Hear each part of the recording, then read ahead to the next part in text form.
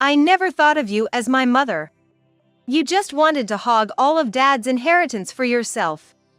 In the midst of her wedding reception, my daughter suddenly shouted this at me. The room buzzed with whispers, and all eyes turned to me in an instant. Everyone looked confused about what was happening, but I was the most bewildered of all. Here I was at my beloved daughter's wedding, determined to proudly witness her special day for both myself and her late father. Then suddenly, this outburst. What does she mean by me hogging the inheritance? And why bring this up now, on your once-in-a-lifetime big day? My mind was filled with questions. But my daughter, now completely overcome with anger, continued to hurl insults and accusations at me, eventually kicking me out of the venue. As I left, I offered her one last piece of advice as a parent. Whatever happens, live strong. She'll understand the meaning of those words someday. I'm Karen. I'm a stay-at-home mom, living with my husband, his daughter from a previous marriage, and our son. I met my husband over 20 years ago. At work, where we fell in love. Karen, that presentation was amazing. Thank you. I wasn't very confident, but it's nice to hear you say that. We encouraged and supported each other as colleagues, and our relationship blossomed into romance. My husband, recently divorced, was raising his baby daughter on his own. Looking back, it must have been a tough time for him, both physically and emotionally, but he never showed it. He was always smiling, kind, and a great support as a coworker. About a year after we started working together, he said to me over dinner at a restaurant, "You know, I'm actually thinking of starting my own business. There are a few companies that have expressed interest in working with me." Wow, that's incredible. You're so talented. I'm totally behind you. Thanks. So, this might be a bit much to ask, but if it's possible. What's up? I'm gonna make this company a success, I promise you. I won't let us go through any unnecessary hardship. But, I need a little support. I want to be there for you, Karen, not just at work but in our personal lives too. Oh, what do you mean by that? I will make you happy, I swear. Will you marry me? I know it's a lot to ask. That's how he proposed to me. I was surprised. But I didn't hesitate. I'd be honored. Without any doubt, that's how I responded. And so, we got married. Our wedding was small, but we enjoyed it with our family and friends. Everyone congratulated us with smiles, and it's a day I remember like it was yesterday. It was a truly beautiful ceremony that I'll always cherish. That's how our married life started. It was more challenging than I had braced myself for. After all, I became a mother overnight. His daughter became my daughter. Raising a child for the first time was really tough. She cried a lot, and so did I. But I decided not to yell or rush, just to watch over her patiently. I took it one step at a time, learning along the way. I somehow managed to raise her that way. She was adorable. Her round eyes, chubby cheeks, high-pitched voice. Her smile as she grew older, the way she ran to me, calling me mom, all of it was just so precious. I had been anxious about suddenly becoming a mother before we married. I worried about whether I could love his child. But those worries were unnecessary. In fact, I was too busy to even think about them. My husband, too, was swamped after starting his business. Despite having people willing to work and collaborate with him, being a new CEO was tough. There were so many firsts for him, and he was always running around, confused. I remember him apologizing on the phone for almost 10 minutes straight once. I helped with organizing paperwork and such, but I know it was really hard for him. Still, he found time to take care of our daughter and show concern for me. He was a great father and husband. 3 years flew by in a blink.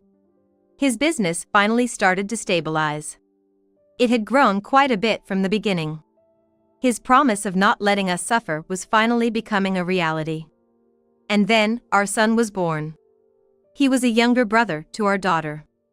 Even after he was born, I tried my best to treat both my daughter and son equally. Blood didn't matter. They were both my precious children. My daughter doted on her younger brother. She played with him and was a great big sister. He was really attached to her. Watching them together was heartwarming. Like any family, we had our small troubles. But I think we managed to live quite peacefully and happily. Time passed quickly, and before I knew it, my daughter was 26 and my son was 22. Then, suddenly, something terrible happened. I was relaxing at home one day when I got a phone call. Hello? Oh, what? It was unbelievable news. I didn't want to believe it, but my husband had collapsed at work. He was rushed to the hospital, but despite the doctor's best efforts, he didn't make it. It was a stroke. He had been fine until the day before. Everything was normal. It was such a sudden and unexpected goodbye. You! Why, how could this happen? As I looked at my husband's face lying in the coffin, he seemed peaceful, showing no sign of the pain he must have felt. It looked like he was just sleeping, which made it all the more heartbreaking.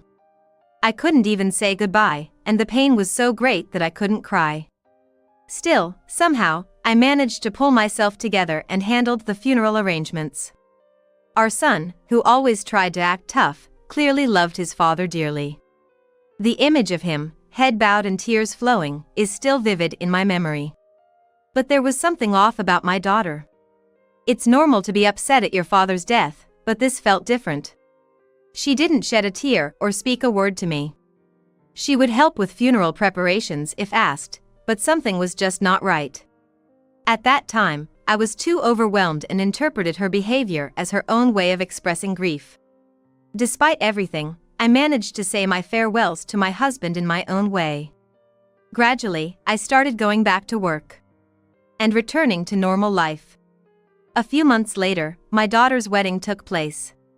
After graduating from college, she had started living with her boyfriend without getting a job, essentially becoming a housewife. Now, she is finally getting married. The wedding, planned before my husband passed away, was something he had looked forward to, especially walking down the aisle with our daughter. My husband was determined to watch our daughter's wedding without shedding a tear. He was really psyched up about it. I remember how we joked about it, saying things like, "That's still a long way off," as if it was just yesterday. Thinking about it almost made me feel down again. I couldn't let myself look sad at my beloved daughter's wedding. Carrying a photo of my husband, I dressed up for the first time in a long while, along with my son, who was also dressed up, and we attended the wedding. When we left home that morning, I looked up at the sky and said, "You're watching from up there, aren't you?" and headed to the wedding with a smile. I intended to wholeheartedly celebrate my daughter and her husband at that moment. The wedding was held in a grand and lively venue. The food was delicious, and all the guests seemed very happy. My daughter's husband was a classmate she met in a club during college. They had been dating for about 3 years, a fact I was aware of. However, since she had never brought him home or talked much about him, I was a bit surprised when the wedding plans were announced. I had my doubts about him, but his promise to make my daughter happy was convincing enough for me to believe in him. He was smiling happily at the front of the venue. Above all, my daughter, in her stunningly beautiful white wedding dress, looked indescribably gorgeous. I thought of how much my husband would have wanted to see her like this, and tears welled up in my eyes again. I had been crying from the beginning of the day. So, when the time came for the family message and she shouted, "This woman hogged all of my father's inheritance," I was in disbelief. It took me a moment to realize those harsh words were directed at me. I was so overwhelmed by the sudden shift from joy to shock that I couldn't understand what was happening. Why had things turned out like this? I thought my relationship with my daughter had been normal, like any parent and child. She became rebellious during her teenage years, but I thought that was typical for that age.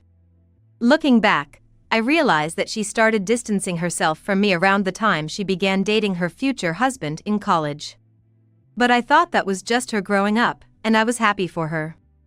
Since her father wasn't there, I walked the aisle with her. Even then, she seemed unsatisfied, as if she had something to say. I assumed she was just disappointed that her father couldn't be there. Was all this actually stemming from some deep-seated resentment towards me? I never thought I was a perfect mother, but I never imagined my daughter would say such things at her wedding. Why bring up the inheritance out of the blue? Even after that, my daughter, her face red with anger, kept hurling accusations at me. Dad loved me the most, more than you and my brother. He despised your greedy nature. He never said it out loud, but I knew it. My daughter spat out these words rapidly, not giving me a chance to respond, and continued to shower me with insults and accusations. She claimed that, while I doted on my biological son, I never showed her the same affection and that she had been discriminated against. She said she lived a miserable life from a young age, barely getting any allowance and unable to do what she wanted. Moreover, she accused me of being a cruel woman for not crying at my husband's funeral, and suggested that it was my fault that he had a stroke because I didn't pay attention to his diet. Finally, she even called me an evil person, not a mother at all. My daughter was playing the victim. I couldn't believe the barrage of hurtful words thrown at me. I could see the shocked expression on my son's face at the same table. Her claims were baseless, and I wanted to argue back against the delusions she was expressing, but the content didn't matter to me anymore. I was just immensely shocked that my daughter thought of me this way. Next to her, I saw her husband nodding tearfully in agreement with everything she said. I could also see my husband's smiling face in a photograph. Whispers from the guests inadvertently reached my ears.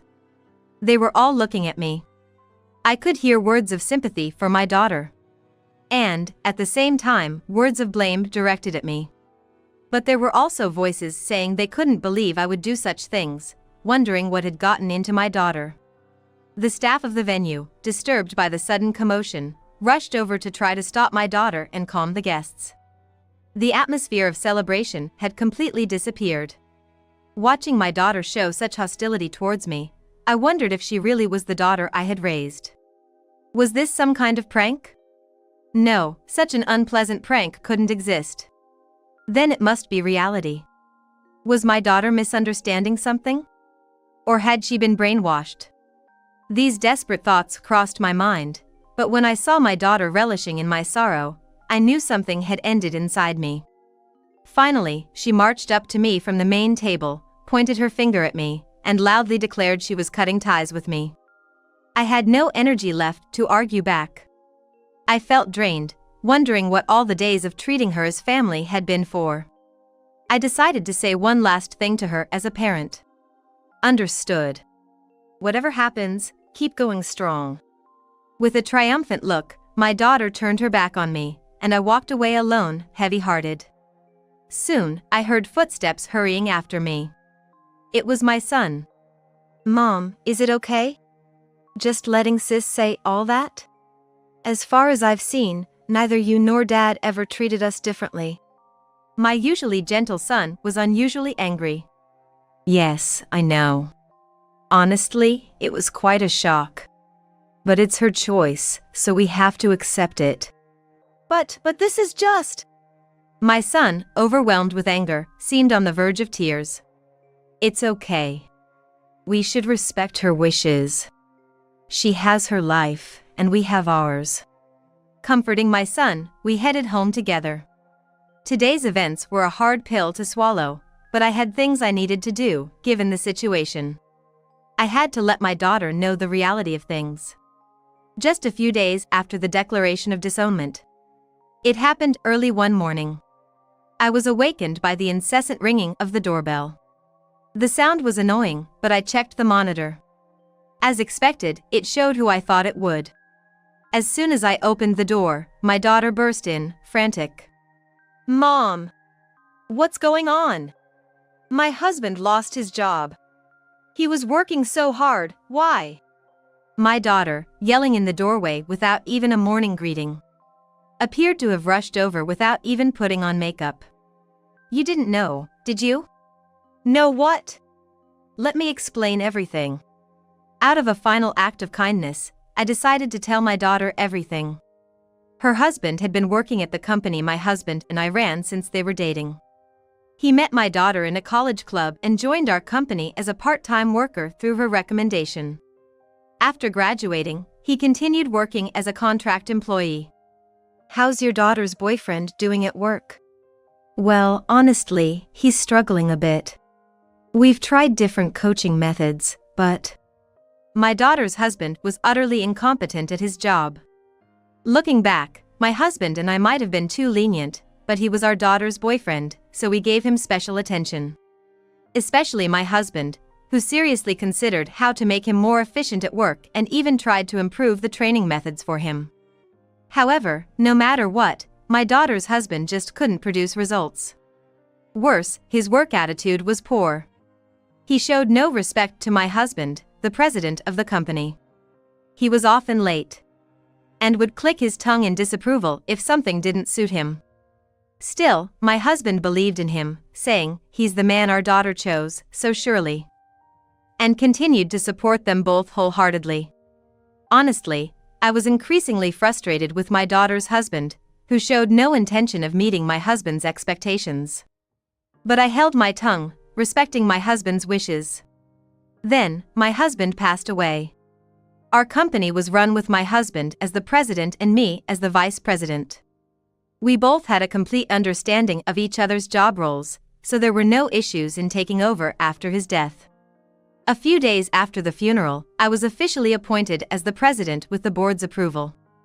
Given my daughter's husband's persistent poor work attitude and her unilateral declaration of cutting ties, there was no longer any reason to keep employing him. There were already complaints from other employees. I decided to fire him. "No, that's a lie!" My daughter screamed in disbelief. "He always said everything was going great at work, that he had the support of his superiors and subordinates, and that he might even get a fast promotion. I was counting on him." Although I knew it, this confirmed that my daughter's husband was just that sort of man. My daughter was completely deceived by him, and I was astounded by her naivety. She continued, confessing that she thought her husband was competent and could survive in the company without my help, that he would earn a high salary, so even if she cut ties with me, he could still stay at the company. That's why she declared her disownment. I listened in silence, dumbfounded by her audacity. Having lived with her for years, I felt stupid for not seeing through her, but she clearly didn't understand the kind of person I was. She really underestimated me. I was not just my husband's wife, I was a co-owner and executive of that company. Did she not even consider that? After venting her anger, my daughter's expression changed to one of pleading. "Hey, let's forget about the disownment. You don't want to lose your dear daughter, right? So, can you reconsider firing my husband?" I couldn't help but let out a dry laugh at her sudden change of heart. "My dear daughter? Weren't you the one who accused me of being a terrible parent in front of everyone just a few days ago?" I reiterated that I couldn't reverse the decision to fire her husband. His position had already been filled by someone else, as my son, who was about to graduate from a top university, had insisted on joining our company even after turning down offers from major corporations. "Mom, I want to support you. I'll work hard, please let me join," he had said. So, I decided to fill the vacant position with him. At this, my daughter accused me again, claiming I favored my real child over her and that I didn't love her. I calmly replied, "This isn't about favoritism, it's about business. Between someone who showed enthusiasm to work here despite other offers and someone who never utilized the chances given, the choice is clear for a business owner." Just then, my son walked in, yawning, having heard the commotion. "Hey, you're on my side, right? Help me convince Mom to take back the decision about my husband's job." My daughter desperately pleaded with her brother. But his reaction was not what she expected. "Who are you? You're no longer a child of this family, right? A stranger like you should leave, this is trespassing." Upon recognizing my daughter, my son's expression changed instantly. The sleepiness in his eyes vanished, replaced by a cold stare directed at her. "What, after all, I played with you when we were kids, didn't I?" she said. "That's all in the past, isn't it?" "What are you doing now?" he retorted. My daughter seemed stunned for a moment, perhaps expecting her brother to take her side. However, as we remained silent, she eventually realized this was no longer her place. With a resigned look, she trudged out of the house. "Are you okay with this?" "She's disowned me, but she's still your sister," I asked him. When I asked him that, my son replied clearly. "What are you talking about? She's not my sister." "I don't want a family who treats you like a convenient tool," he replied firmly. I felt a bit relieved to hear my son speak so clearly. Later, he inquired about what happened to my daughter and her husband. He thought I might be worried about her and asked around. According to what he heard, my daughter's husband initially approached her because her parents were company executives. Marrying her meant having a father-in-law as the company president. Even if he was incompetent or had a bad attitude, he believed a certain status and salary would be guaranteed, and he might even become the president himself someday. Such naivety. In a corporate structure, such nepotism doesn't work. But that's what he believed. When he suddenly got fired, it led to a huge fight with my daughter. "It's all your fault for disowning your mother that I got fired." "What? It's your fault for being brainless. You're just a leech living off your parents. What did you say?" They engaged in a nasty blame game. Eventually, my daughter's husband decided she was of no use to him, declaring he never loved her, and left a signed divorce paper before disappearing. My daughter, perhaps still holding on to hope, searched for him extensively but hasn't found him yet. Whether they could reconcile even if they did meet is doubtful. Apparently, there were sightings of my daughter's husband in a busy area in front of a train station in another state. He was seen trying to pick up a woman carrying a designer bag and failing miserably. He was wearing ragged clothes and didn't look like he was living an easy life. The commotion at the wedding, whether true or not, seemed to be enough to alienate her friends, leaving her with no one to rely on after being abandoned by her husband. Now completely alone, she had to continue her daily life. Finding herself at a dead end, she had to take on her very first part-time job. It was the same kind of supermarket job she had once looked down upon as menial. However, having never worked before, she was naive about the ways of the world. She struggled, bullied by the senior staff for her lack of skills and poor work ethic. Her life wasn't easy, and she couldn't even enjoy her beloved fashion anymore. While complaining about everything, she was being toughened up by the harsh realities of society. As I told her at the wedding, I hope she continues to strive, no matter what. She's still young and has the potential to change her life with her own efforts. As for me, after my husband's passing, I reorganized some parts of our business and started a new venture. Something my husband had always wanted to do. I hope to eventually pass this business on to my son, who's still a new employee. Not showing him any favoritism, he's working as hard as any other staff member. I'm committed to growing the company my husband and I started, as a way of making up for not being able to build a good relationship with my daughter.